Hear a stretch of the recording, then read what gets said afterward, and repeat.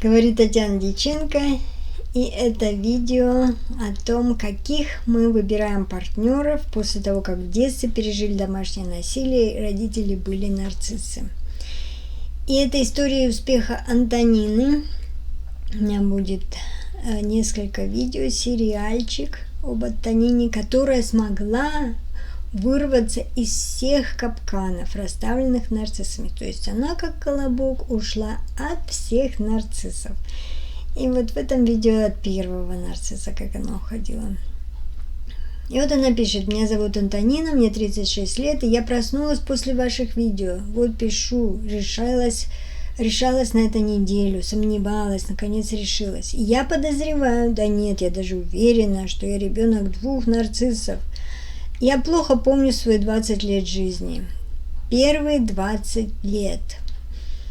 И не вы одна плохо помните свою жизнь с родителями-тиранами, потому что когда вы в ситуации домашнего насилия, то память отказывает, память работает плохо.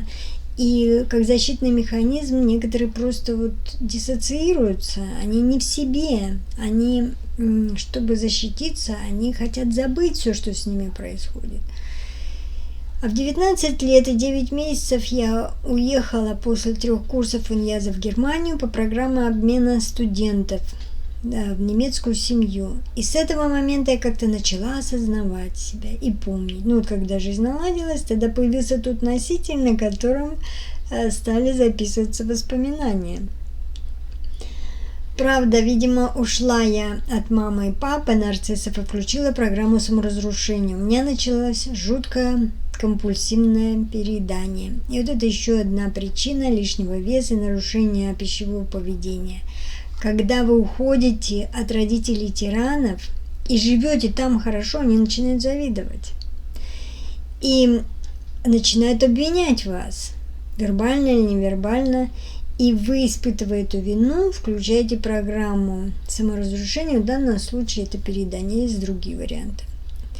Но я была счастливым человеком, надо сказать, что всегда была солнышком, вечно смеющейся, позитивчиком, энерджайзером. Удивляюсь, как я так могла. Ну, это, видимо, у нее сильная такая личность была. И это тоже может быть защитный механизм. Веселиться всегда и не помнить, что дома происходит. И вот год в немецкой семье. Я поступила в университет на переводчика в Германии, а дальше начались отношения с парнем-нарциссом. Это были ужасные 3 года. Я какая-то терпила по натуре. При этом я вечный революционер и не сдавака. Странное сочетание. Терпила и не сдавака. Терплю до последнего, потом вулкан и взрыв. Ну, это часто тоже бывает у людей, у которых не развиты навыки ассертивного поведения. Они пропускают первый такой случай нападок на них, второй, и терпят, а потом раз взрываются. Надо сразу пресекать это. В общем, в какой-то момент в моей жизни включился инстинкт самосохранения, что ли. Я поняла, что так дальше нельзя. Это очень хорошо, и мы ее поздравляем. Вот так она вышла из первой нарциссической западни. И я начала отходить от этого человека. Мне было очень тяжело, но я себя заставила от него отвыкнуть за год и ушла. Ну, то есть, что она сделала? Она как бы разорвала эмоциональные связи, перестала вовлекаться в его жизнь, перестала давать ему, отвлеклась на свои интересы, на свою жизнь. И когда вот эти связи были порваны, ей легче было уйти физически. Вот тоже один из вариантов. Ушла я опять же в семью нарциссов. Я познакомилась с мужем, и он нормальный, хороший, добрый человек. Но его мама, папа и даже сестра Ахтунг. Ну, вот я не знаю, что такое Ахтунг, кто знает на немецком, напишите.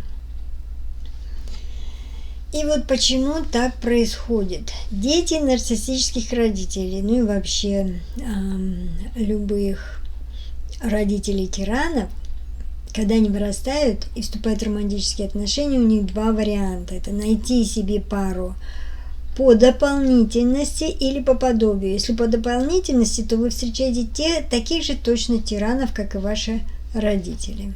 И вот это у нее произошло первый раз. Но слава богу, что она вырвалась из этой западни.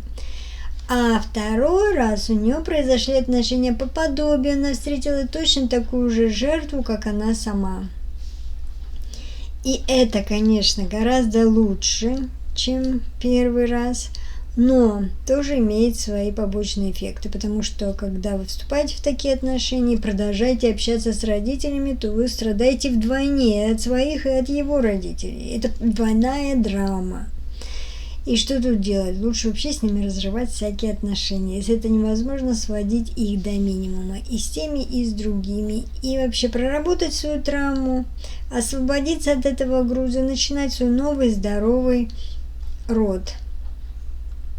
И воспитывать своих детей в гармоничной среде, оградив их от таких бабушек и дедушек.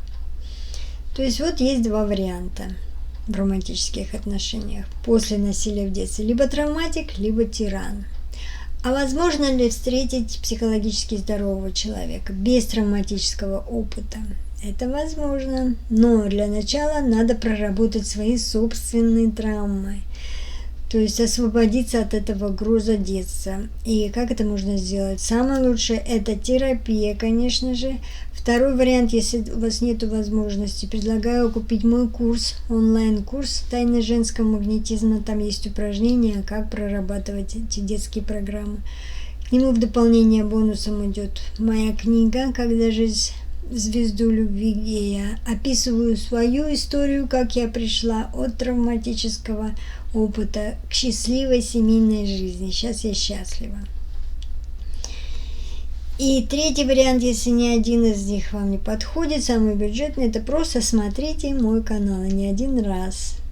Смотрите видео в плейлисте «Нарциссическое расстройство личности», «Домашнее насилие» и особенно техники самопомощи. Там вы найдете упражнения, как справляться со своими негативными чувствами, как отрываться, как разрывать эмоциональные связи. И когда вы вылечитесь, то вы встретите психологически здорового партнера. Если вам понравилось это видео, поставьте лайк, пишите вопросы, комментарии, свои истории. Оставайтесь на моем канале, и следующее видео будет продолжение этой истории, как она выходила из других нарциссических западней. До новых встреч, это была Татьяна Дьяченко.